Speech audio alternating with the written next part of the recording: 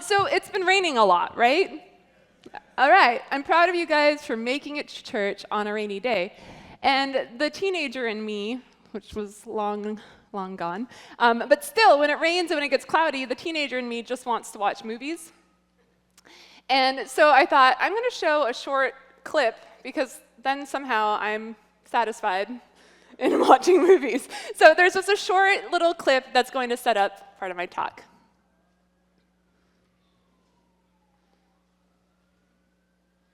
Maybe. Fight about it. That won't change the world. It'll just make it bad. Some people think you have lots of money. Make it rain everywhere you go. Holla for a dollar. Some people think you have to be really loud and yell a lot. It's like with a bullhorn shouting, "Hey you, yeah you, do it my way right now, you heard?" Other people choose to just make fun of everything. That's dumb, everyone's dumb. It's easier to make fun of stuff, but it's cooler to make stuff. Some people think changing the world can only be done by the smartest person in the world. Just put them in a room, let them figure it out. The solution of world hunger? Food. Wow, that was so amazing. Some people see the bad in the world and they just decide to ignore it. But that won't help anything. Some people think you have to be really famous and super cool. In fact, lots of people think you have to be really powerful to make a difference. Like being mayor or senator or president.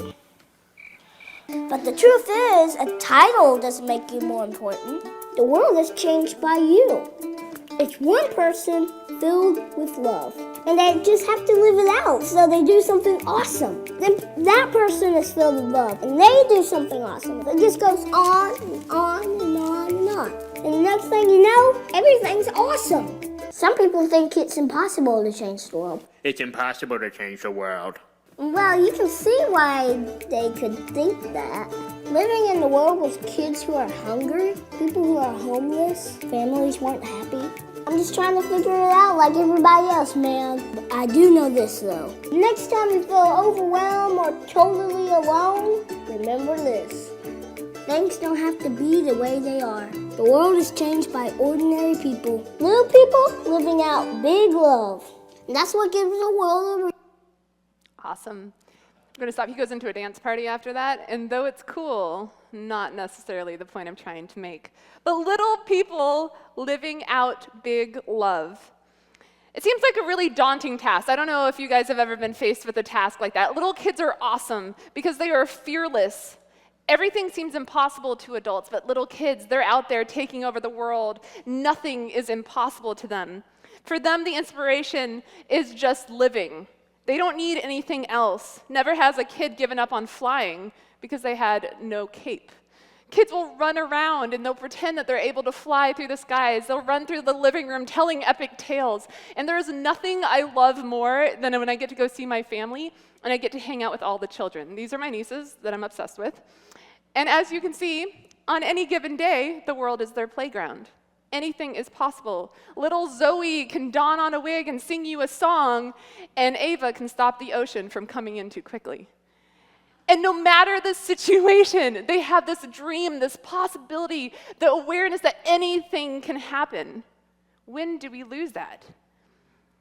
I think it's easy to sometimes forget that there is more than just myself in the world. I don't know about you, but I get frustrated when I get stuck in traffic until I drive past the really bad car accident.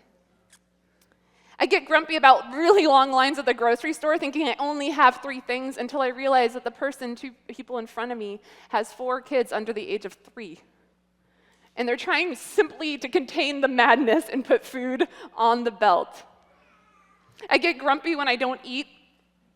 It's actually a problem. But it's because I don't plan. And so things go on and on and on, and somehow I realize that so much of what I think defines me and slows me down are things that maybe aren't as significant to me. Maybe it's not all about me. It's easy to forget the world doesn't always revolve around me. And then there are days that you're reminded and you know that the world does not revolve around you.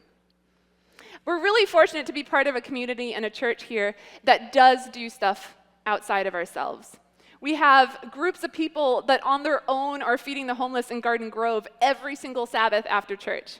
We have a food pantry that reaches out to something like 500 families, which is insane, an insane amount of food going into our community for families that can't afford it.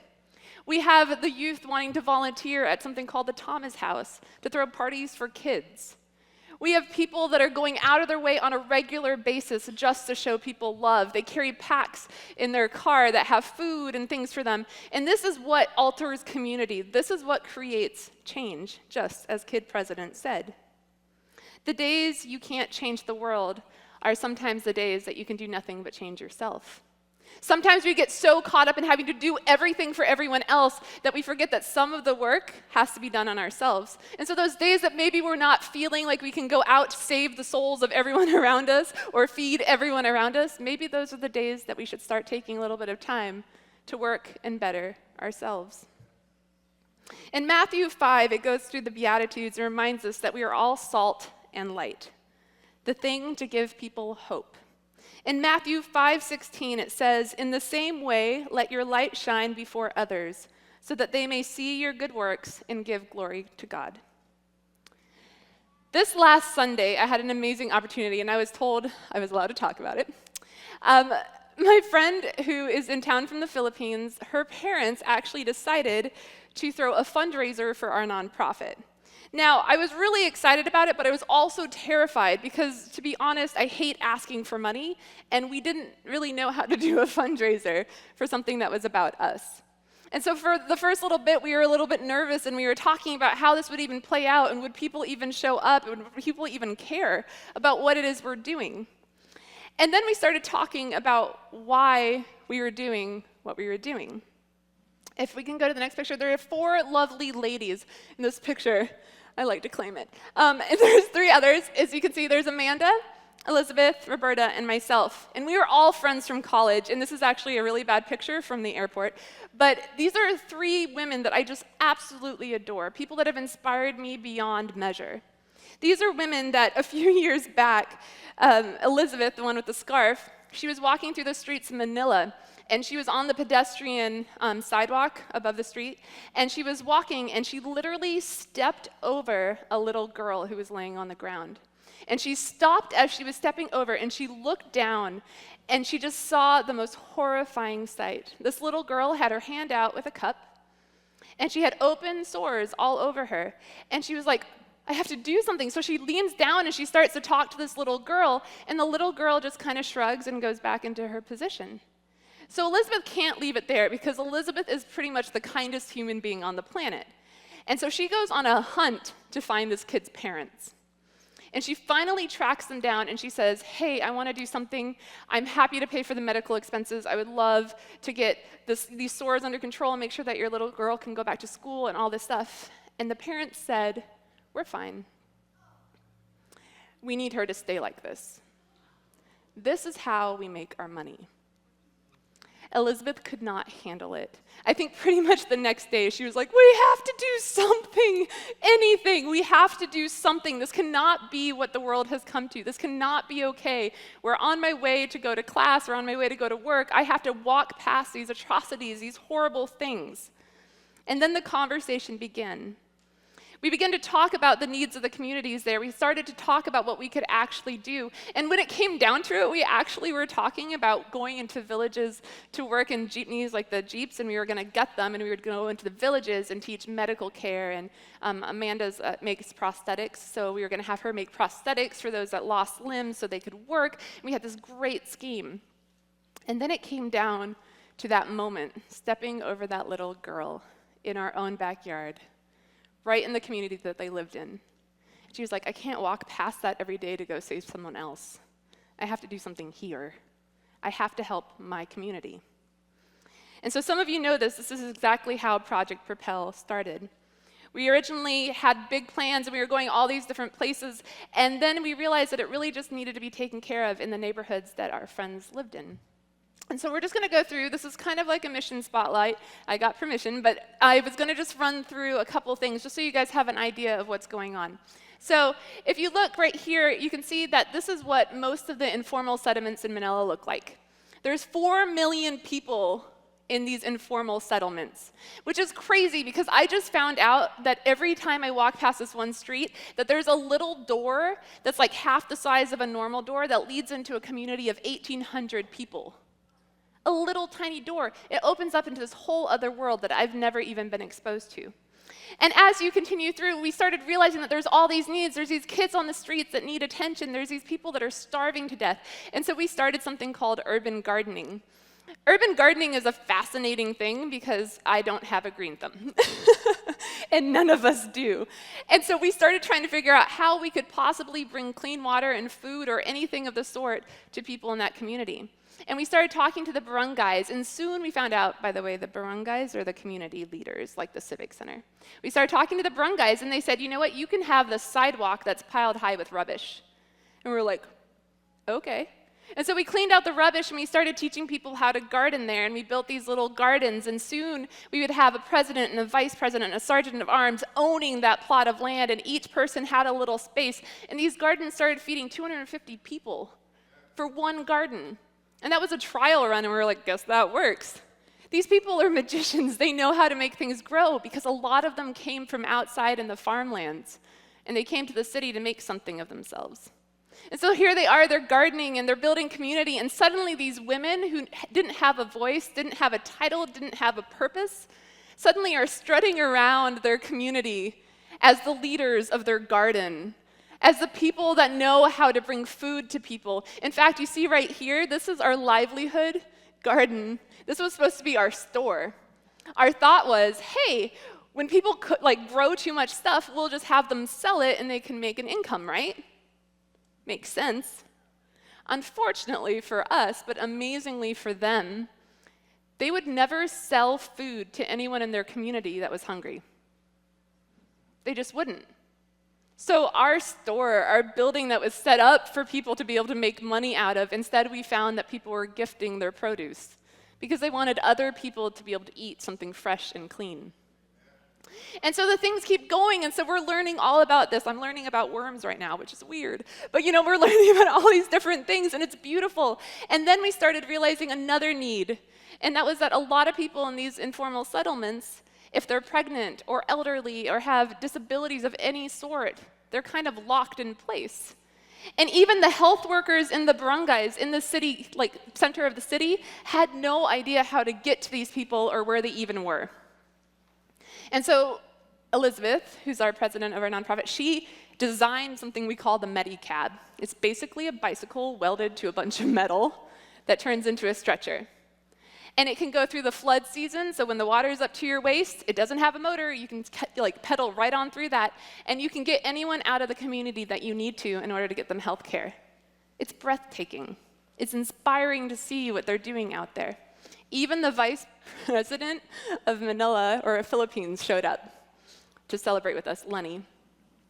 And then we keep going, and soon we started realizing, okay, so we've done this stuff for the adults, and the women are starting to have a voice and be able to stand up tall in their neighborhoods, and they're starting to be able to do all this stuff, and we've helped the barangays reach those people that are sick and hurting. Soon we realized that the people we hang out with pretty much the most are the children, right? Everywhere you go, kids are excited to be part of the journey with you. This is the same in every country. Every single country, when a kid sees someone new, they want to know what's going on. And so we decided to do this thing called Fresh Perspectives. We started it kind of as just an adventure to see what happened. And so we thought maybe 50 kids would come. And 250 or more showed up. And we were like, oh, so this is a need. The kids want a voice. They want something to be able to share. And it's so cool because we're now partnering with another nonprofit that writes children's stories for children by children. And they did the 9/11 situation. They did the earthquake in Haiti. They did all these different things, and now we're the third story. And these kids are able now to tell their story through pictures of flood season through Manila. And suddenly, they're no longer the lost children of a town. They are now going to go around the world and share their story.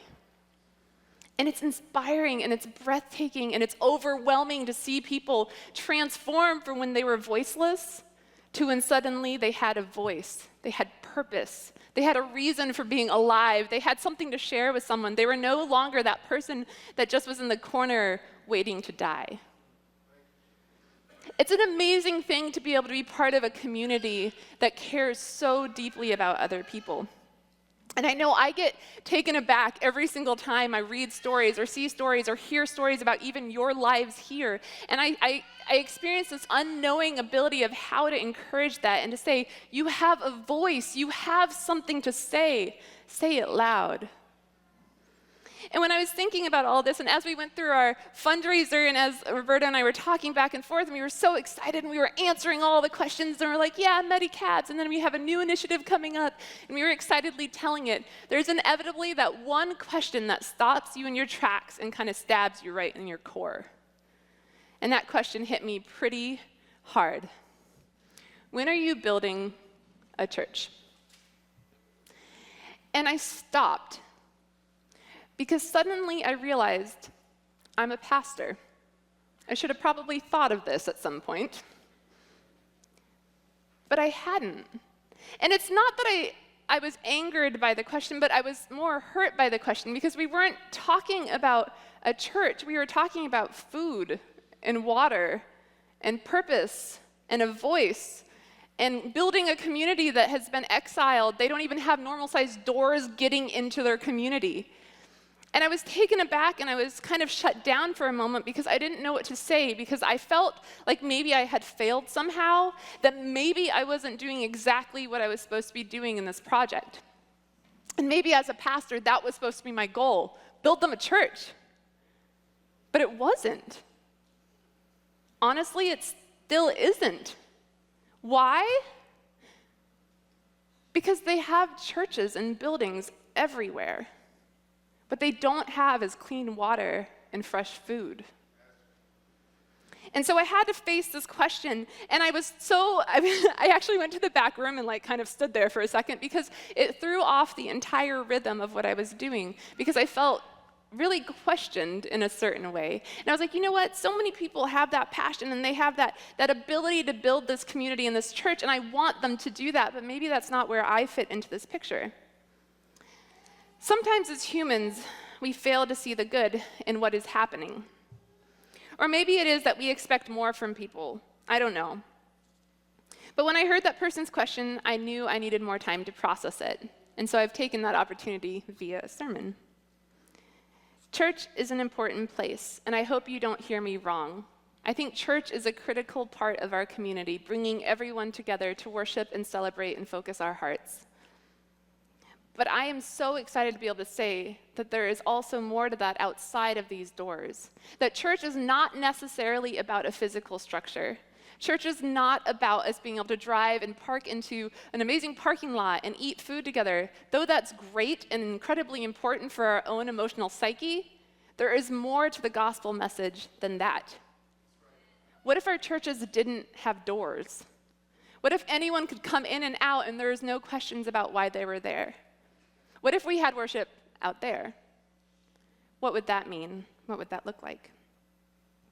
People have views and opinions and concepts of what we should be doing and what maybe should be done in our lives. We all have opinions maybe even about what church should look like, and we want to challenge people and move them in that direction.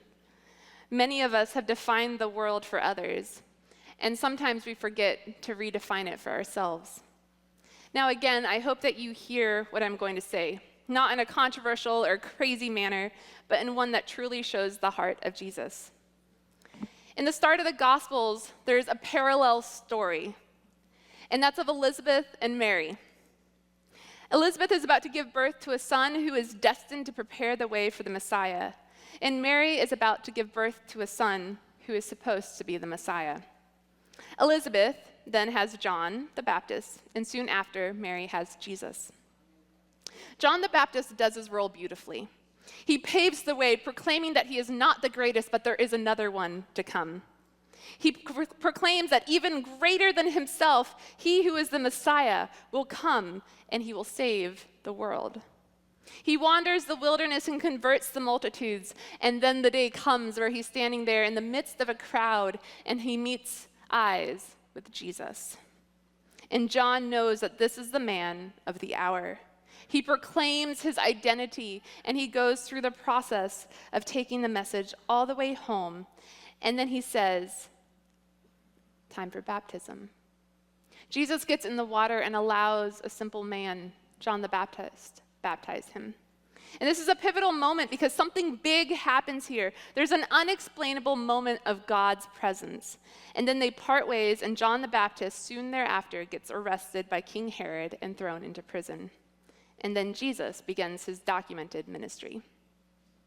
Jesus begins gathering his disciples. He roams the hillsides and begins doing miraculous things, unexplainable things, things that draw crowds to him, filling everyone with hope and inspiration. Jesus speaks with passion and gives life with his words. He heals a leper, a paralytic, eats with sinners, breaks the Sabbath by picking wheat. He breaks the Sabbath by healing a man. He teaches love for enemies, challenges people not to criticize each other, and blows people's minds with the healing of a widow's dead son. Jesus is taking everything from Jerusalem to Galilee by storm, revolutionizing thoughts, changing people's minds and understandings of who God is, and creating a movement that is unexplainable. Meanwhile, John the Baptist is in prison, and he's hearing the stories play out. He hears what Jesus is doing, and his head is reeling. What is his head reeling about? It's found in Matthew 11 and Luke 7. This moment is like a slight gut punch to the gospel message. I'm going to read it from Luke 7 because I think it says it clearest. Luke 7:18. John's disciples told him about all of these things. Calling two of them, he sent them to the Lord to ask, "Are you the one who is to come, or should we expect someone else?" When the men came to Jesus, they said, "John the Baptist sent us to ask you a question. Are you the one to come, or should we expect someone else?" At that very time, Jesus cured many who had diseases, sicknesses, and evil spirits, and gave sight to many who were blind. So he replied to the messengers, "Go back and report to John what you have seen and heard. The blind receive sight, the lame walk, those who have leprosy are cured, and the deaf hear. The dead are raised, and the good news is preached to the poor. Blessed is the man who does not fall away on account of me." This question, are you the one who was to come, or should we expect someone else? That's a crazy question coming from John the Baptist, don't you think? Not only does it ease all of my guilt for having any doubt ever in my entire life, but it also points to the realness and the humanness, the humanity of John the Baptist. Now, remember, this question comes with the tensions of John the Baptist being a confident witness to Jesus. It said that in John 1:29-36, 3:26-30, Matthew 3:14-15. It says over and over and over that John is a confident witness to Jesus. He's the one proclaiming the way for Jesus to come. He's proclaiming the Messiah. Yet he's the one now sitting in prison saying, "Are you the one, or should I expect someone else?" This isn't just a moment of doubt. In some of the commentaries, they have some different ways of understanding this. The first one is a failure of nerve in which John in prison is troubled by uncertainty. A lot of people think it's simply uncertainty or doubt. Number two, as a surprise that whereas he had expected a fiery reformer and a prophet of judgment, Jesus has come bringing grace and healing. Maybe his groove is thrown off because he's not the Messiah that John had thought he would be. Number three, as eager hopefulness that Jesus is indeed the one who's coming, he had announced. He's actually hoping for affirmation so he can go in peace. Number four, as an effort to either encourage Jesus to make a public announcement of his identity or as a witness to his own disciples. Maybe he just wants proof for Jesus to say it himself. 2 and 3 are most commonly thought of. The tension between the characterization of the coming one as a fiery reformer in John's preaching and Jesus' response to John lends weight to the view that Jesus' ministry took a different course than John actually expected. What happens when the Messiah doesn't look like you wanted him to look? What happens when the Messiah doesn't look the way he was supposed to? What happens when you don't get what you think you're getting or maybe even what you deserve. What happens when your portrait of Jesus shifts and your experience of Jesus and God changes from your childhood images to adolescent expectations and adult disappointments? What happens when your picture of God is different? We often think we know who Jesus is. We think we figured out who God is, what he's doing, and what he stands for. And then we are forced by experience to revise our understandings, and we ask, are you the one, or should we look for another?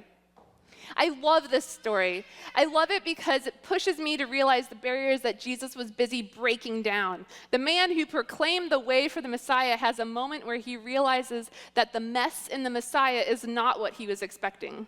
He had full hope that Jesus would regain complete control, create the kingdom, and take it back from the Gentiles and the oppressors.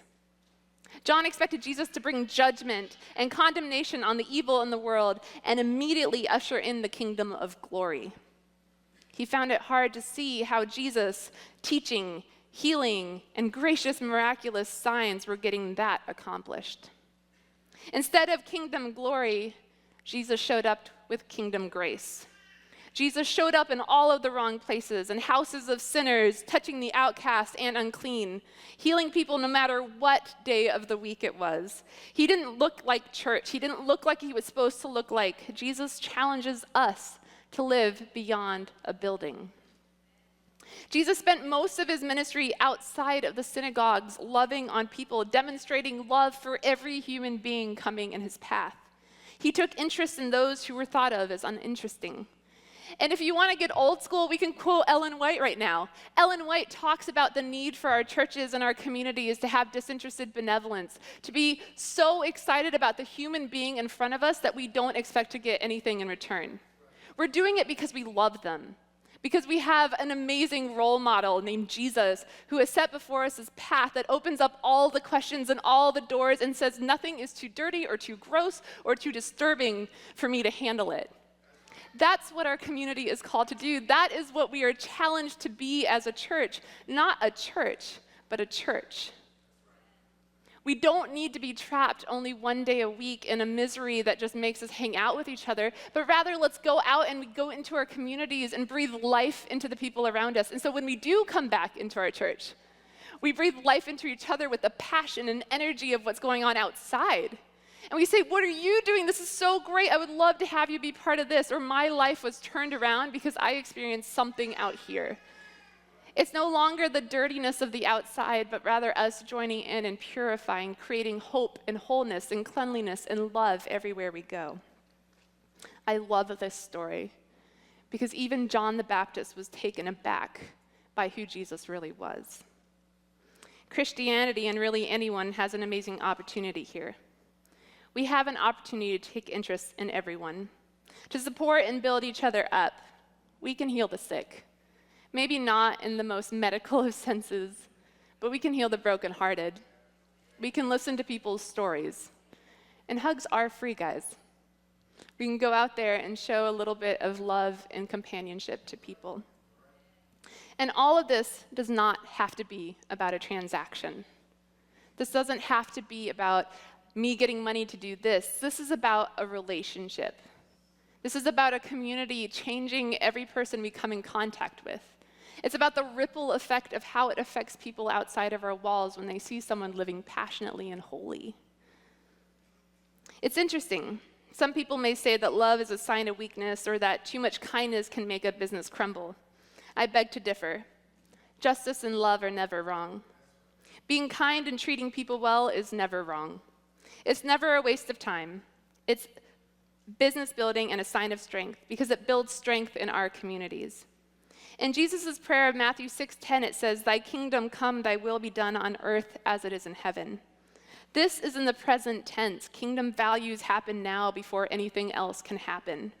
We must take to fostering heaven right now on earth. We as Christians are called to lift up the weak. We are called to speak for those that are voiceless. We are called to have compassion when no one else seems to have any. And to close, in Proverbs 31:8-9, it says, "Speak up for people who cannot speak for themselves.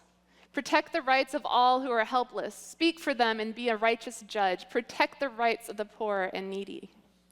This is a challenge to us to live differently. When we see people on the sidewalk and we're stepping over them, pause. Find out their story and see what it is that you can do to better their life. Don't think that you're the savior by any means. But look to your community and look to the person that you're guiding your life off of and say, what would they do? How would they handle this? How can I influence my community? And let's blow people's minds. Let's take our community by storm, love so deeply that people can't help but point to Jesus. And maybe a few people will say, are you guys the one? And we'll be able to say, we have a good example. And we'll be able to answer that question and send back, we're healing the sick. We're treating those that are blind. We're loving those that have no voice. We're standing up for those that are broken. And we are here as a community of love.